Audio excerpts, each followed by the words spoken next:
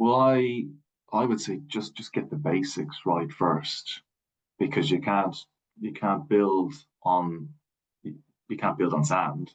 So if you don't get Mhm. the basics right, then you can't do more the more interesting and the more valuable stuff. So what are the Get basics then basics. for the uninitiated?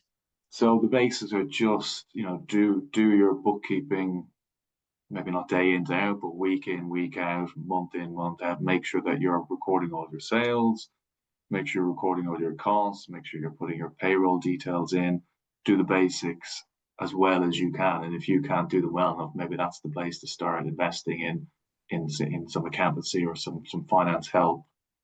Because at least if you get that done, it doesn't build up, because that's the big challenge, is that people leave it and then suddenly you're looking at 4 to 6 weeks of bank transactions and an invoice from suppliers, and then you've got to invest a weekend to do it, which means you're not doing anything else. And also, if you don't do it every week, or if you leave it to a couple of months at a time, you forget. Particularly if you're not an accountant, you forget how you post this invoice here or how you deal with that bank transaction there.